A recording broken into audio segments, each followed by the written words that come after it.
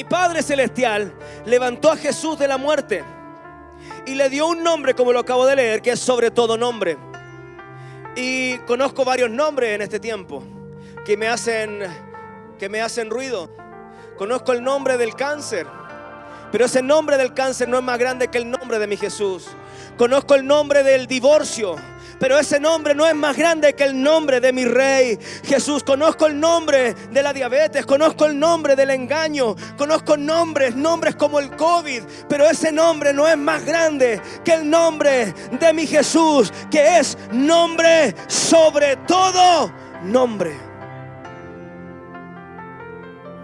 Y a pesar de que todos tienen idea de lo que significa la muerte de Jesús, vaya a la iglesia, no vaya a la iglesia, sea cristiano, no sea cristiano, todos entienden el propósito de lo que Jesús hizo en la cruz. No todos tienen la dimensión del impacto de esto. La cruz y la resurrección son el acto más poderoso que nosotros pudiéramos testificar, porque no hay ningún otro credo, no hay ninguna otra religión, si podemos de alguna manera compararnos con las religiones, aunque no somos religión. Pero para hacer el paralelo, todas las religiones tienen a sus líderes, precursores, fundadores de iglesia muertos bajo tierra. Los únicos que tenemos aún a nuestro líder vivo somos los hijos de Dios. Es la iglesia de Cristo. Esa es la gran diferencia. Y eso me dice algo aún más poderoso. Quizás usted ya lo sabía, pero me dice algo aún más poderoso, que aun cuando las otras religiones siguen funcionando, no pueden tener una relación, porque para tener una relación con alguien tienen que haber dos vivos. No sé si está entendiendo. Tienen que haber dos personas vivas. El que le ora a Mahoma, el que le ora al Buda, el que le ora a cualquier tipo de deidad muerta, no recibe ninguna respuesta más que una falsa expectativa en su cabeza, en su corazón. Pero el que cierra sus ojos y conversa con Jesús tiene una respuesta, porque Jesús está vivo. El que cierra sus ojos cada mañana o cada noche para establecer un diálogo, una relación con Jesús, sí tiene una respuesta, porque Jesús no quedó allí. Dice la palabra de Dios que Él resucitó. Él resucitó. Entonces yo quisiera tratar de enseñar algo que yo sé que es muy poderoso, sobre todo para si usted está afirmando sus pasos en la fe. Usted necesita conocer esta verdad, porque el fundamento de nuestra fe está en el poder de la resurrección. Si Jesús no hubiese resucitado, nuestra fe sería vana. Nuestra fe no tendría ningún peso.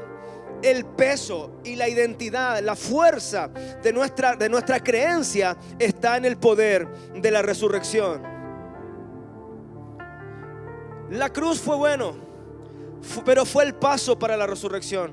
Porque si Jesús hubiese quedado solo en la cruz, hubiese sido solo un acto de amor bonito, como muchos hacen hoy día, por las ballenas, por el medio ambiente, por la capa de ozono, por algún movimiento social, e incluso la gente hasta da su vida por eso. Si Jesús hubiese dado su vida por la causa que Él predicó y Él hubiese quedado en la cruz y muerto, hubiese sido solo un hecho histórico y bonito de amor por alguien. Pero Jesús no se quedó en la cruz. Entonces, a la luz de eso, yo entiendo que el acto de la cruz, el morir en la cruz, fue una demostración de amor. Pero la resurrección es la demostración de su poder. Amor y poder no tienen adversario, alguno. El amor y el poder. Debemos creer y entender esto y tener revelación, porque es el sustento de nuestra fe. Jesús no solo murió. La religión se queda allí, en un Cristo sufriente. La religión lo tiene aún colgado ahí, sobre un altar, desnudo, herido, muerto. Yo no sé si usted lo ha visto así. La religión lo tiene así, colgado sobre un madero. Eso es una mentira. Eso es una mentira, porque Jesús no está muerto. Jesús está vivo. Y la religión se queda con la imagen de un Cristo sufriente, un Cristo que murió y es una verdad, un Cristo que padeció y es una verdad, pero eso fue solo el trampolín, fue el paso, fue el nexo para poder llegar a la obra suprema de Él, que fue resucitar. Es que mire lo que le voy a decir ahora. Si no tenemos a Jesús, si no tenemos la revelación de Jesús resucitado, aún lo tenemos como hombre. Eso es fuerte. Lo voy a repetir. Si no tenemos la revelación de que Jesús resucitó, aún lo tenemos como hombre. Porque cuando Él resucita, aun cuando resucita en un cuerpo físico, ¿cierto? Él resucita en otro nivel. Él resucita en un nivel de gloria, de poder y de autoridad que no se había visto jamás. ¿Me está siguiendo? El Jesús que tenemos nosotros vivo hoy no es el mismo que conocieron los apóstoles. El Jesús que tenemos, la relación que tenemos con el Jesús de hoy, nosotros, no es la misma relación. No es el mismo Jesús que multiplicó los panes y los peces e hizo milagros. Es que yo no sé si lo dimensiona. Si allí se manifestó un poder en Él para dejar una marca que hasta el día de hoy es historia y un impacto a la sociedad, a la cultura, y por los siglos de los siglos ha traspasado el legado de Jesús. ¿Cuánto más? Escúcheme bien. El Jesús que se sentó en el trono, el que gobierna desde el cielo a la diestra de Dios Padre, y el que aún está aguantando y conteniendo su regreso. Él fue glorificado.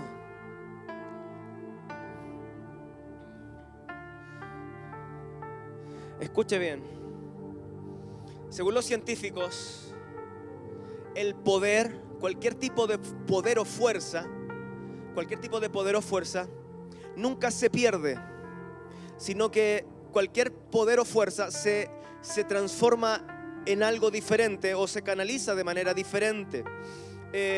El aire usted lo puede canalizar para poder transformarlo en energía eólica. El sol, ¿cierto?, lo puede canalizar para transformarlo en otro tipo de energía. Los científicos tienen comprobado que la misma fuerza es la que siempre ha estado operando en el universo, solo que ha ido transformándose y adecuándose de diferente manera.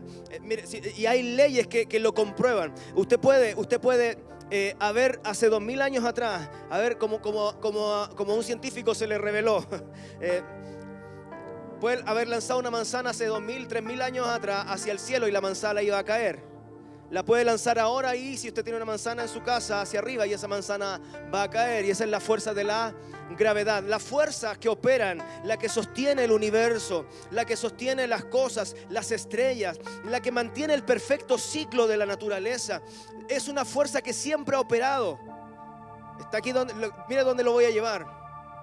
Entonces la fuerza con la que se creó todo es una fuerza que nunca ha desaparecido. Con la misma fuerza, con la misma autoridad, el mismo poder que Dios creó todas las cosas, es el mismo poder que se ha mantenido por los siglos de los siglos, sustentando esa creación. La Biblia dice que por la fuerza, esa misma fuerza que operó en Cristo resucitándole de los muertos, es la fuerza que opera en nosotros, en su iglesia. Yo no sé si está entendiendo, pero yo tengo que decirle esto. Para que el velo caiga y deje de andar llorando y creyendo que es la víctima de cualquier suceso que hoy día esté pasando. ¿Por qué le digo esto? Porque los tiempos van cambiando y creemos que como los tiempos van cambiando, nosotros vamos siendo víctimas de ciertas cosas. Por ejemplo, víctimas del encierro. Por ejemplo, víctimas de alguna enfermedad, de alguna pandemia. ¿Me está siguiendo? Déjeme decirle, la fuerza con la que Dios creó todo no se ha ido a ningún lugar. La fuerza con la que el Padre, el poder con el que el Padre estableció una casa generacional en Edén, no se ha ido a ninguna parte. Sigue operando aquí. Son los hijos los que han cegado, han puesto un velo llamado noticiero, llamado malas noticias, llamado crisis, y han dejado de ver el verdadero poder que sigue operando. Dice la palabra y se lo repito: el mismo poder que levantó a Jesús de los muertos es el poder que opera en nosotros. Si Jesús fue levantado de la tumba, ¿qué esperamos nosotros para levantarnos con poder y manifestarnos aún en medio de la crisis? La fuerza, el poder que operó en Cristo no se perdió el día que Cristo resucitó. Esa fuerza se gastó en Cristo y esa fuerza se perdió. ¿Me entiende lo que estoy diciendo? Las fuerzas nunca se pierden, solo se canalizan de manera diferente. Hoy Jesús está en el trono sentado, resucitado en un lugar de autoridad. Y esa misma fuerza está operando en nosotros, su iglesia. Yo quiero que levante su mano y diga conmigo: la misma fuerza, el mismo poder que resucitó a Jesús de entre los muertos, esa misma fuerza opera en mí como hijo de Dios.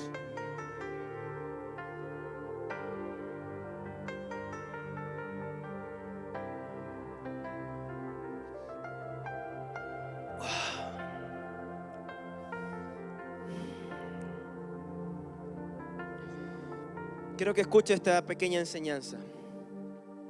Cuando Jesús muere, experimenta 3 tipos de muerte. Y antes de desglosar cada una de estas 3 tipos de muerte, de las cuales Él, al experimentarla Él, nos libera a nosotros, debo decir algo enfáticamente, antes que se me vaya la idea de la cabeza. Y es que Jesús no murió a propósito. La muerte de Jesús no fue un accidente. La muerte de Jesús no fue un homicidio. La muerte de Jesús fue un sacrificio. A Él le dijeron, ¿cierto? Cuando lo estaban juzgando, buscándole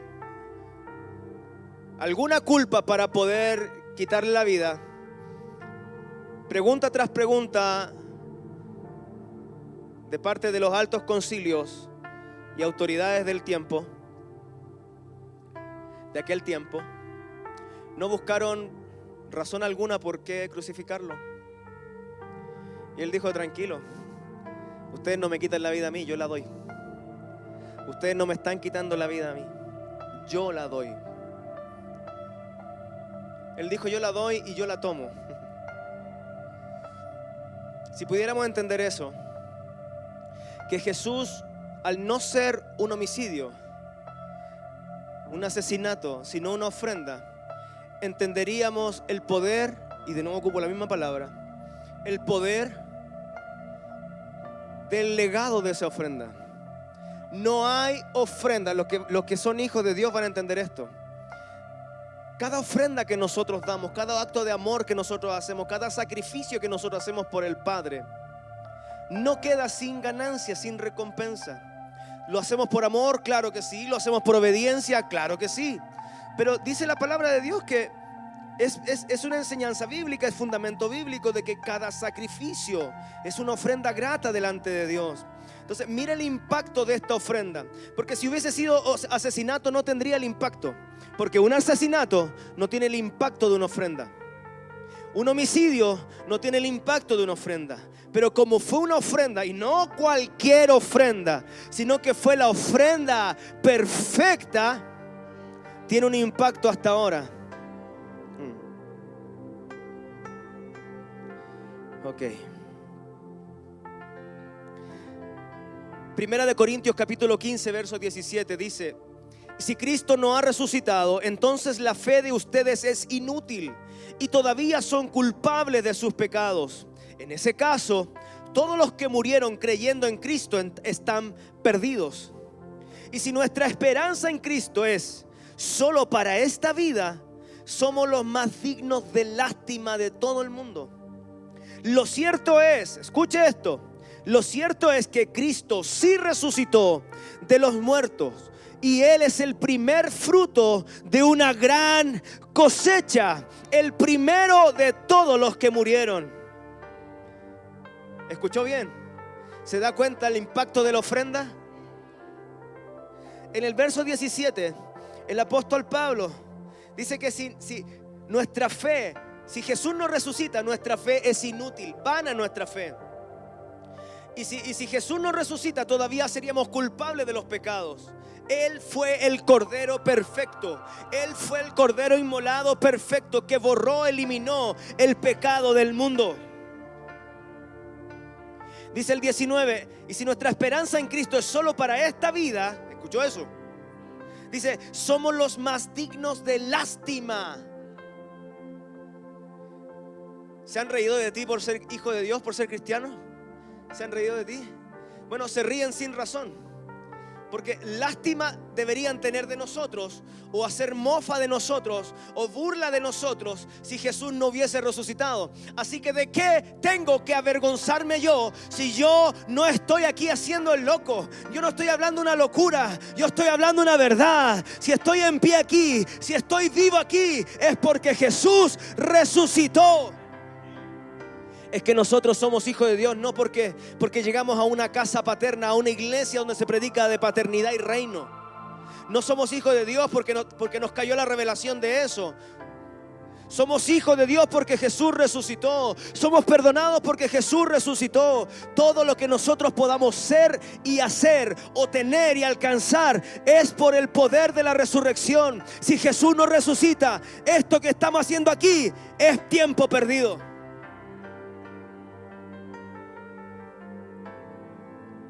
Podríamos tener la mejor alabanza, el mejor audio, las mejores cámaras, la mejor de las visiones, el mejor de los trabajos en equipo, la mejor de las relaciones y un trabajo efectivo. Pero si Jesús no resucitó, estamos perdiendo el tiempo y somos dignos de la más grande de las lástimas.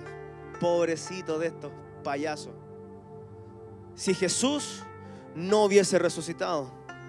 Pero yo le pregunto, ¿Jesús resucitó? ¿Jesús resucitó? ¿Jesús resucitó? Wow. 21. Así que ya ven, tal como la muerte entró en el mundo por medio de un hombre, ahora la resurrección de los muertos ha comenzado por medio de otro hombre. Ay, escúcheme ahí, póngame mucha atención. Dice, ahora la resurrección de los muertos ha comenzado. Dios mío. Es decir, esto me dice a mí que yo no voy a morir. Esa es mi fe. Se lo digo más simple, o más específico, perdón. Se lo digo más específico. Aun cuando mi cuerpo físico deje de funcionar, aun cuando mi corazón deje de latir, aun cuando mis pulmones dejen de oxigenar el cuerpo, aun cuando mi cuerpo físico deje de existir, yo no voy a morir. ¿Por qué? Porque si Jesús resucitó, la muerte a mí no me separa de la verdadera vida, que es la vida eterna. Esa es la verdadera vida. Se lo demuestro. Mira, se lo demuestro. ¿Dónde está su corazón con respecto a esta verdad? ¿Le demuestro esto? Espero que nadie se desconecte y no se enojen conmigo, Brian. Yo le voy a demostrar con un simple ejemplo qué nivel de revelación tiene usted de esta verdad que acabo de decir, que su verdadera vida es la vida eterna. Pregunta: cuando usted entiende que necesita salvación, se desespera por buscar una respuesta de parte de Dios, como cuando se enferma. Cuando se enferma llora, clama, papito, acuérdate de mí. Cuando está enfermo, yo esta semana estuve enfermo en cama 4 días con fiebre, 39 de fiebre. Yo no sé cómo estoy parado hoy día. Estoy sudando entero, pero estoy aquí. Mi mamá se va a enojar con esto. Me cuidó toda la semana. Mi mirada no está puesta en lo natural. Escuche. ¿Y la suya? Estás así de desesperado como cuando viene la enfermedad. Así de desesperado estás por cuidar tu vida de santidad. De no hacer relación con el pecado, porque no sabemos el día que Cristo viene. Esa misma angustia, desesperación por cuidar, por guardar tu salvación, es la misma desesperación por rogar una sanidad. Estamos viviendo un mes difícil. Acabamos de comenzar abril y para Chile va a ser un mes difícil. Lo dicen los noticieros, lo dicen los científicos, los estudiosos en la materia. Lo que se viene ahora con este rebrote va a ser complicado. ¿Dónde está puesta tu esperanza? ¿Dónde está puesta tu esperanza? Que lloramos cuando alguien se enferma, pero lloras así por tu salvación, por tu propósito. Yo espero que nadie se haya enojado conmigo. Entonces yo le dije que le iba a explicar los 3 tipos de muerte para que se empiece a alegrar un poquito y ya no se enoje conmigo.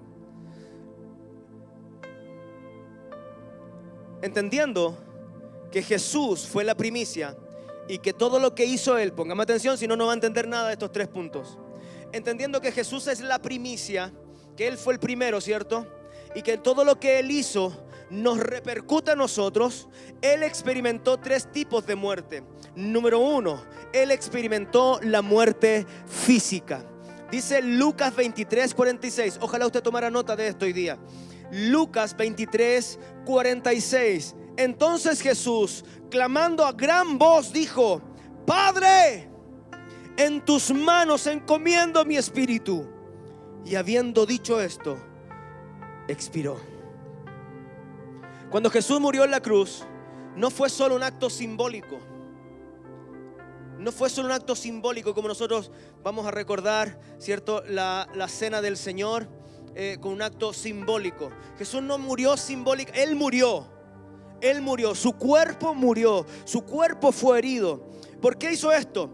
Porque Jesús necesitaba identificarse totalmente con la muerte. Él necesitaba identificarse totalmente con nuestra humanidad y llevar sobre sí las consecuencias del pecado. Dice la palabra de Dios que la paga del pecado es la muerte, y muerte física y muerte espiritual. Su cuerpo físico fue enterrado como cualquier mortal. Sobre su cuerpo Él llevó todas las enfermedades, heridas, el castigo y el pecado de la humanidad estuvieron sobre Él. Imagínense el dolor físico que experimentó. Yo le insisto, esto no fue solo un acto simbólico. No. Él llevó sobre sus hombros el pecado y el dolor de todos nosotros. ¿Alguien alguna vez se ha sentido angustiado porque le falló al Señor y pecó? ¿Sí? ¿O yo nomás parece? Piensa cómo te sentiste ahí. Y Jesús llevó todo eso sobre sus hombros. No tan solo los tuyos, sino de todas las generaciones. Piensa el dolor de alguien que fue violado o que violó. Piensa el dolor de alguien que cometió un asesinato. El dolor de una familia. Todo el dolor, todo el sufrimiento, Jesús lo llevó literalmente sobre sus hombros. Fue tal el nivel de la culpa, el pecado, la contaminación que Él cargó sobre sus hombros, que fue en un momento que el Padre tuvo que quitar su vista de allí, abandonarlo por un instante a causa del pecado, para que pudiera cumplir el propósito. Qué impresionante lo que hizo Jesús. Si pudiéramos dimensionar el peso, el impacto, no estaríamos volviendo una y otra vez a los mismos pecados. No estaríamos jugando a ser cristianos nada más. Cuidaríamos nuestro corazón, cuidaríamos nuestra vida de santidad, cuidaríamos las relaciones, cuidaríamos el cuerpo de Cristo, sabiendo que Jesús pagó por eso.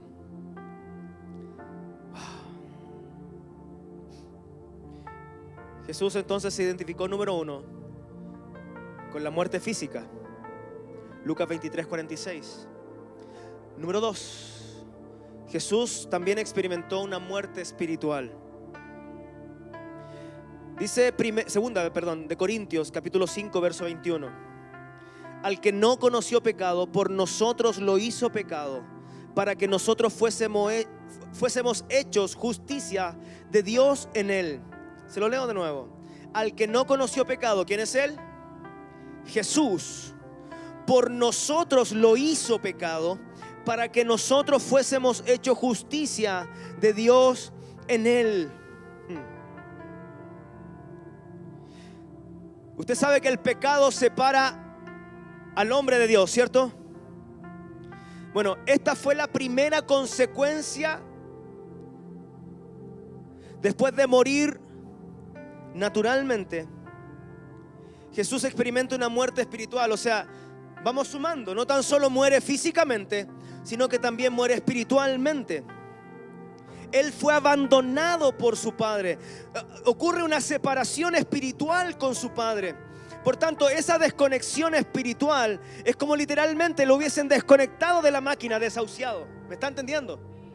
El haberse desconectado de la vida espiritual de su Padre, literalmente lo mató. Yo quiero poner peso de esto. Yo quiero poner peso en el corazón de todos nosotros. A veces vivimos tan afanados, tan ensimismados, tan preocupados de nosotros mismos, y poco cuidamos esa vida espiritual, esa relación con el Padre. A Jesús le importó muchísimo el haber sido abandonado por el Padre. Cuando Él clama lo que le acabo de descifrar: Dios mío, ¿por qué me has desamparado? Ese fue un instante donde el Padre lo abandona. Por primera vez, el Padre retira, corta esa conexión, retira eso, ese lazo que tenía con su Hijo. Jesús estuvo dispuesto a eso para que nosotros no tengamos que experimentarlo. Usted pudiera decirme: pastor, pero yo estoy vivo, yo me siento bien con Dios. Pero déjame decirte algo, por favor, de parte de Dios y con mucho amor y respeto. En estos tiempos difíciles donde no hay culto y tu vida espiritual no depende de un culto,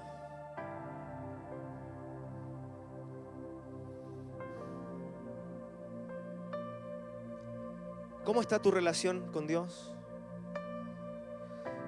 Si usted me dice bien, yo le pregunto de buenas a primeras. Si ese bien no está bien relacionado con sus hermanos de la iglesia, en un fluir con su cabeza pastoral, con su cabeza liderazgo, usted no tiene nada. Porque Dios jamás estableció una relación entre Él y nosotros separada del cuerpo. Ya contigo. Es cierto que Él te oye como hijo, tú te presentas confiadamente, el único intercesor es Jesús, pero yo sé que usted me está entendiendo. Me refiero a aquellos que no necesitan de la iglesia, no necesitan del pastor, no necesitan de un líder ni de una visión, porque Dios y yo está todo bien. Si usted tiene esa verdad, usted está equivocado.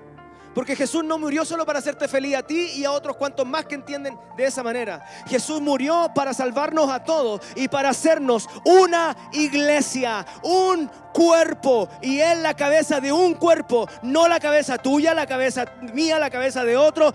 No, Jesús nunca va a segregar. La vida espiritual sana, escuche, se lo digo de otra manera mejor.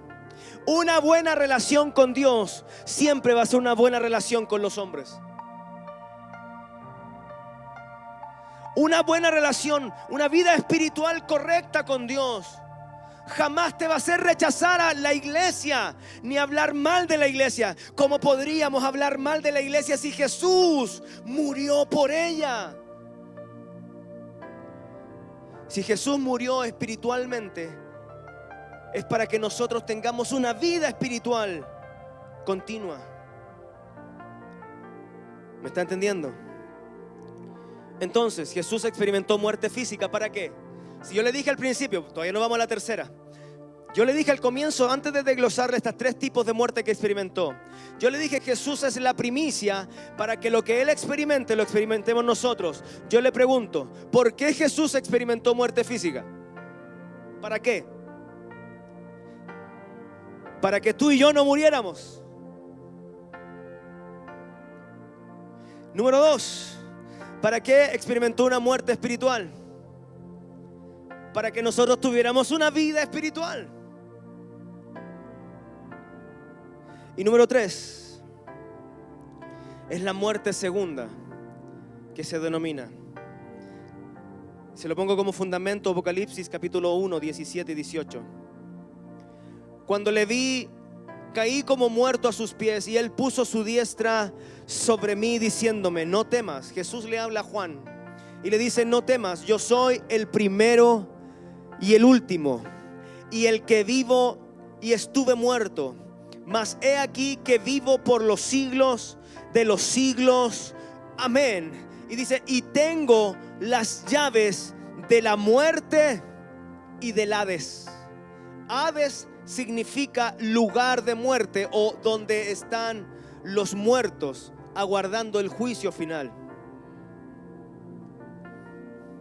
Jesús no nos libra de morir físicamente.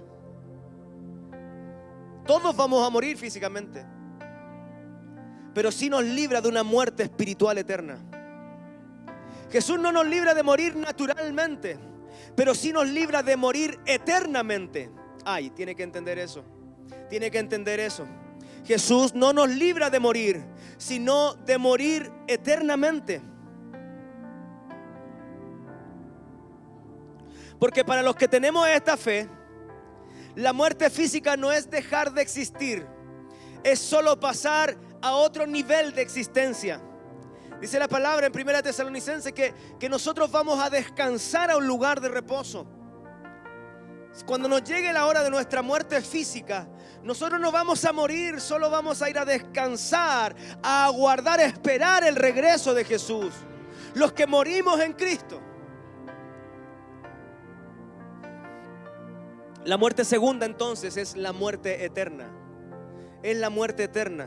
¿Sabe cuál es esa? Ni aún esa muerte te va a quitar la vida. Se lo explico. Para ver si tomamos un poco de conciencia y temor de Dios. Escúcheme. La muerte eterna no es que te vas a morir para siempre. La muerte eterna es la muerte permanente en el infierno. Es seguir vivo en el infierno. Pero el que sigue vivo en el infierno es como si estuviera muerto para siempre. Muerto en vida. Esa es la muerte segunda de la que Jesús nos libera. De esa muerte sin Él. De esa muerte sin la identidad de ser hijo. Jesús nos libera de la muerte física, porque aun cuando se nos para el corazón o como sea que nos vamos a morir, vamos a cambiar nuestra forma de vida nada más. El cuerpo quedará aquí, pero seguimos viviendo. Nos libera, ¿cierto?, de una muerte espiritual, porque la mayor de las bendiciones que podemos tener en nuestra vida espiritual. Y además no tan solo eso, sino que nos libera de la muerte eterna. Eso está poderoso. Y eso es para decir gracias. ¿Sabe qué? Era necesario que Jesús experimentara estos 3 tipos de muerte. Y aún esta muerte eterna, porque era necesario, porque Él tenía que identificarse en todas las áreas con nosotros, en todas las áreas que nosotros mismos hubiésemos experimentado si Él no nos hubiese redimido.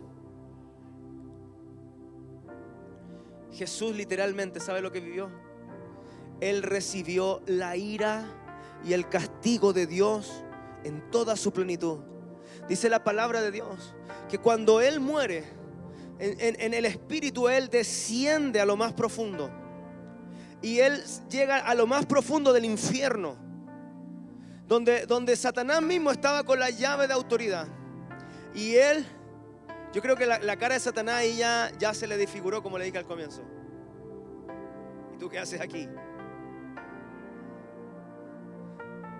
Jesús lo que hace en ese lugar, al llegar a ese lugar que nos esperaría sin Cristo, Él se presenta delante del diablo y le dice: la muerte no me va a poder retener porque no hay nada injusto en mí. Yo vengo a este lugar, vengo aquí solamente a recuperar las llaves de la vida y de la muerte que Adán te entregó en el Edén. Ahora, dame las llaves. Por eso, y esto lo compartía en el velorio de mi amiga la pastora Solange, que hoy día descansa. a Jesús o al Dios el Padre, a Dios, no se le escapó nada cuando ella se fue al cielo. Dios no se equivocó, Dios no perdió el control con la muerte de ella o cualquiera que haya muerto, sin Cristo.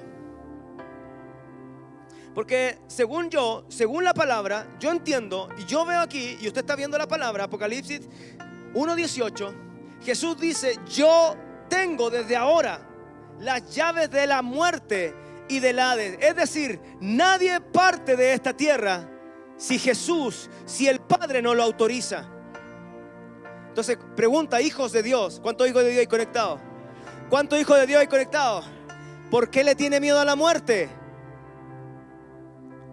¿Por qué se angustia cuando se enferma? Porque cree que se va a morir.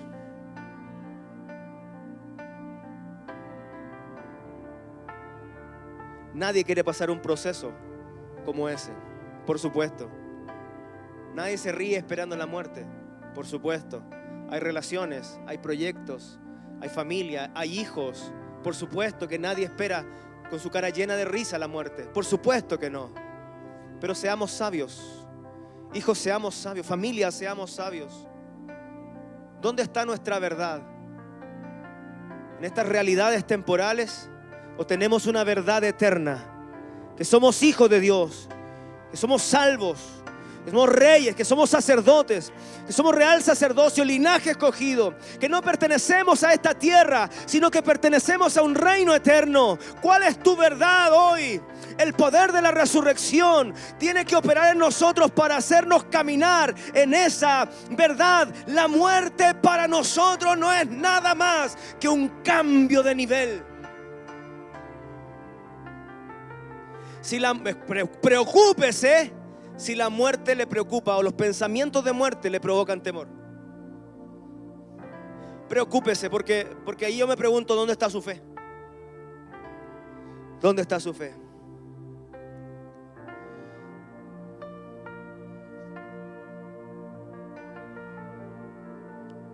Si usted pudiera entender lo que le voy a decir ahora, de verdad que podría afirmarse tanto en la fe. Si usted puede, mira lo que voy a decir ahora. Si pudieras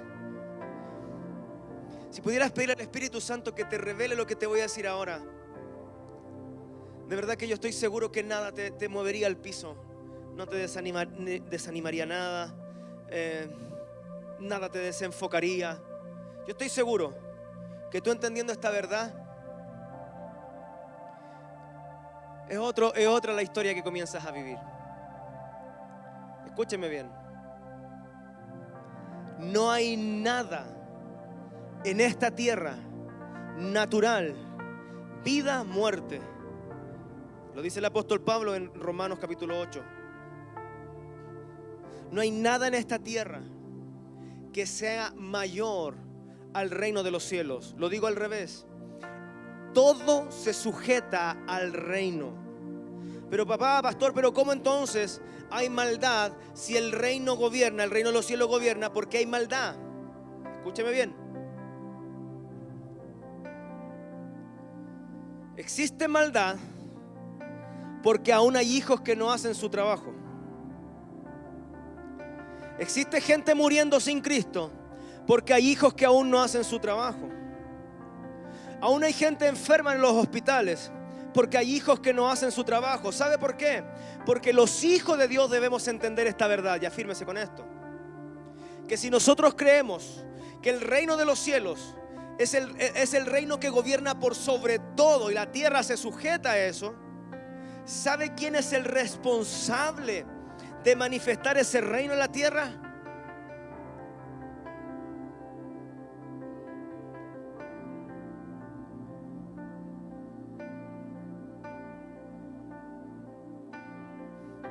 Si el reino de los cielos no fuera capaz de gobernar en algún área, ya no sería un reino todopoderoso, sobrenatural de nuestro Padre Celestial. Pero si de alguna manera el reino de los cielos no ha tenido el impacto en algún área de esta sociedad, ha sido porque los hijos no hemos entendido el mensaje. ¿Por qué? Porque sabe que la religión vino a hacer tanto daño que nos trajo un modelo de iglesia, un modelo de reino mimetizado o influenciado por lo natural. Un reino o una forma de hacer una vida espiritual de acuerdo a parámetros naturales. Y mira lo que te voy a decir ahora. Creyendo que nuestro nivel de excelencia, por ejemplo, está solamente, no digo que no es así, pero solamente en el nivel de instrumentos que tenemos, en el nivel de cámaras que tenemos. Nuestro nivel de excelencia está en el nivel de lenguaje que manifestamos o cuánto sabemos de Biblia o de visión y estrategias. Eso hasta a veces, incluso más que las iglesias, hasta una empresa exitosa lo entiende mejor que nosotros. Visión y misión.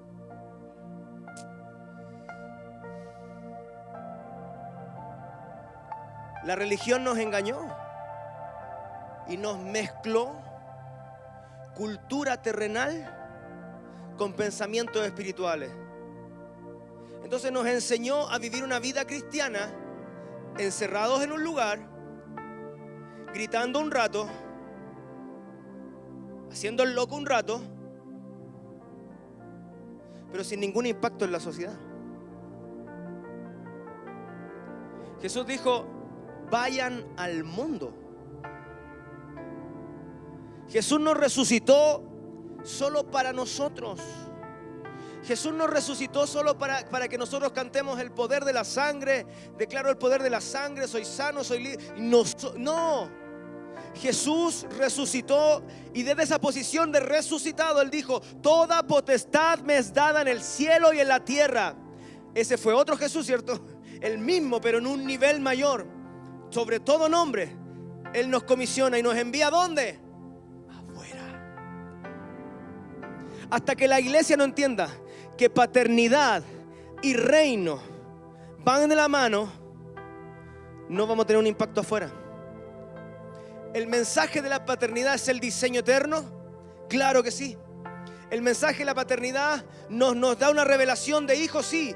Pero si no tienes el mensaje del reino, de una mentalidad de conquista, de una mentalidad de gobierno, vamos a creer que nosotros, los que entendemos que somos hijos, somos lo único. Yo no sé si está entendiendo esto, está muy distraído. Sí, lo repito, el que nosotros hablemos de paternidad, si usted se queda solo con eso y usted entiende que hijo, eso te va a llevar a segregar, a decir: yo entiendo y este no. Pero cuando tú entiendes paternidad y gobierno, paternidad es demostración de amor y gobierno es mentalidad de conquista. Jesús no murió solo por un acto de amor. Jesús murió y resucitó por un acto de poder, para recuperar lo que se había perdido. No sé si está entendiendo. Jesús no murió y resucitó solamente para demostrarnos cuánto nos amó y cómo nos puede abrazar y cómo nos puede sanar, nada más. El acto de Jesús no es tan solo un acto de amor, es un acto de poder. Por eso se llama hoy día la clase o la prédica el poder de la resurrección. No fue solo amor, lo es, por supuesto que sí. Pero si nos quedamos solo en amor, seríamos unos malcriados. Jesús nos habla de gobierno. Entonces yo le dije: si usted entiende esto, usted va a cambiar su mirada con respecto a su posición como hijo de Dios. Y usted va a empezar a mirar afuera, en su trabajo, en su etnos, en su círculo cercano, sus amigos, su vecindario. Usted va a querer demostrar amor, pero también va a querer conquistar el corazón de esa gente. Va a querer ser de influencia con un abrazo, ¿cierto? Para poder abrazarle, levantarle, sacarle de cualquier situación. Pero también va a querer levantarlo para ponerlo en un lugar del cual el diablo lo tenía engañado. Alguien tiene que estar entendiendo: amor y poder van de la mano. Paternidad y conquista o reino van de la mano, no se segrega. Si se da cuenta usted, la palabra de Dios en Efesios es muy clara.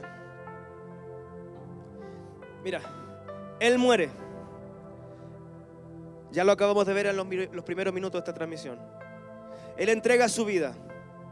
Y dígame si esas imágenes no provocan en usted, y usted dice: ¿cuánto me amó mi Jesús? ¿Sí o no? Mientras preparábamos eso, hasta más de una lágrima de verdad que corrió por mis mejillas. Es imposible no pensar en ese amor. Pero dice la palabra de Dios que ese acto de amor tuvo una consecuencia, una repercusión. Y es que fueron agitados los aires, las atmósferas espirituales. La muerte trató de retener a Jesús, pero no pudo. Está aquí la iglesia. En el ámbito espiritual se empezó a sacudir todo, que repercutió hasta en lo natural. No pudo sujetarse la muerte. No pudo aferrar la muerte a Jesús, sino que ese acto de amor lo hizo a él ponerse por sobre la muerte y tener dominio y autoridad sobre la muerte. Dominio y autoridad. ¿Qué provoca en ti? Con esto te digo esto, o te pregunto esto, perdón. ¿Qué provoca en ti el acto de la cruz y la resurrección? Gracias, Jesús. ¿Provoca quebranto? Claro que sí. ¿Provoca gratitud? Claro que sí. ¿Provoca un sentimiento de amor especial por gratitud, cierto? Gracias, Padre, porque me amaste. Claro que sí. Pero si provoca solo eso, Jesús murió en vano para ti. Porque Jesús no tan solo demostró su amor en la cruz, Él demostró su poder en la resurrección. Si nosotros nos provoca solo eso, solo tenemos la mitad del sacrificio. Jesús no quedó en la cruz, Jesús resucitó. Jesús demostró su amor, pero también demostró su poder.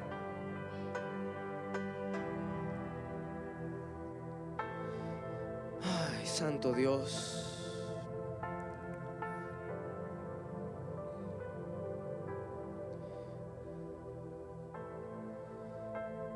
Quiero terminar con esto. Dice 1 Corintios capítulo 15, verso 20. Lo cierto es que Cristo sí resucitó de los muertos. Y Él es el primer fruto de una gran cosecha. El primero de todos los que murieron.